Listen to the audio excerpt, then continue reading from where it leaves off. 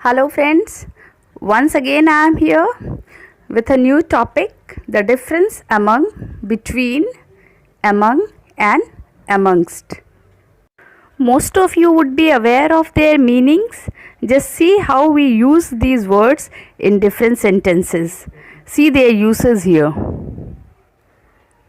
दोनों ही वर्ड का मतलब सेम होता है. बिटवीन मतलब भी होता है बीच में, और एमंग या एमंगस्ट का भी मतलब होता है बीच में या मध्य. लेकिन बिटवीन जो होता है वो दो चीज़ों के बीच में होता है, और एमंग या एमंगस्ट जो होता है वो दो या दो से अधिक चीज़ों के बीच में होता है. सी दी एग्जाम्पल्स हियर.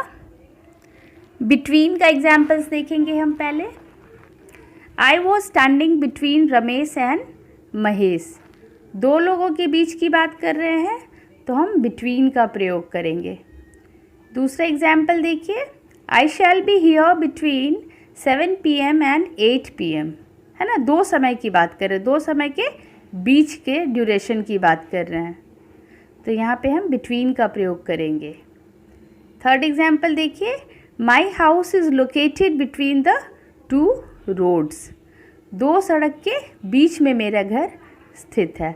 तो मतलब जब हम दो की बात करते हैं तो बिटवीन प्रपोजिशन का प्रयोग करते हैं. अब एमंग और एमंगस्ट का प्रयोग देख लेते हैं हम. See here, there is no difference between among and amongst in term of meaning.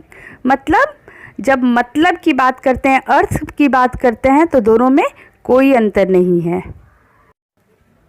क्या अंतर है दोनों के यूज़ में देखिए. We use among before a consonant sound. Consonant sound जब व्यंजन से शुरू होता है कोई सेंटेंस, व्यंजन के उच्चारण से. जैसे देखिए यहाँ पे एग्जाम्पल्स लिया है मैंने. The sweets were distributed among 10 boys. है ना, अमंग के बाद जो वर्ड आया वो किससे स्टार्ट हुआ? 10, ट से स्टार्ट हुआ. कॉन्सोनेंट साउंड है, इसलिए उसके पहले हमने अमंग का प्रयोग किया है. See the next example. He was sitting among green leaves. यहाँ क्या वर्ड है? ग्रीन. है ना, कॉन्सोनेंट साउंड है, इसलिए उसके पहले अमंग का यूज़ हुआ है. See the next example. Distribute the cake among these kids. Again you can see here these. है ना, कॉन्सोनेंट साउंड है, इसलिए अमंग का यूज़ हुआ है. So what did you learn? We use among before a consonant sound. Consonant sound से begin होने वाले word के पहले हम among का प्रयोग करते हैं. अब amongst का प्रयोग देखिए आप. We use amongst before a vowel sound. See the examples. This is quite common amongst us. यह हमारे बीच काफ़ी आम है, या आम बात है. अब यहाँ क्या देखते हैं, अस जो है कैसे शुरू हुआ है? अ साउंड आ रहा है, तो वॉवल साउंड है, इसलिए यहाँ पे हमने क्या प्रयोग किया है? अमंगस्ट. नेक्स्ट एग्जाम्पल देखिए. This competition is amongst 80 people.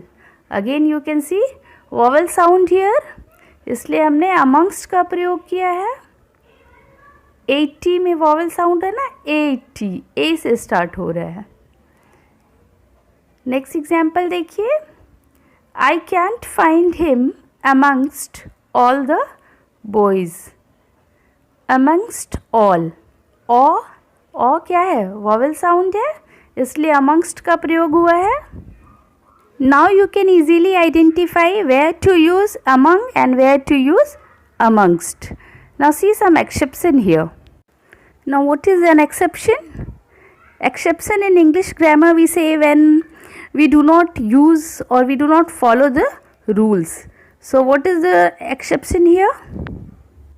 When using before the plus noun, we can use either of the prepositions.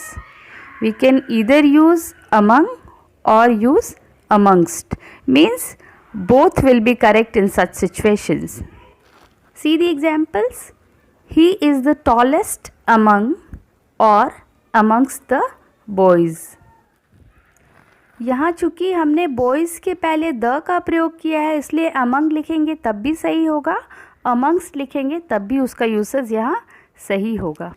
See the next example.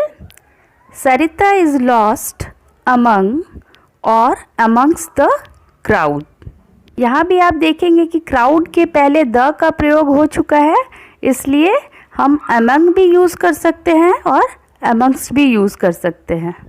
So finally we learnt that we use among in two situations. One is before a consonant sound and the other is before the. Secondly, we use amongst also in two situations. One is before a vowel sound and the other is before the word the. So remember, दो होंगे तो between, दो से ज़्यादा होंगे तो among और amongst दोनों का प्रयोग होता है. We will meet again with a new topic. Thank you.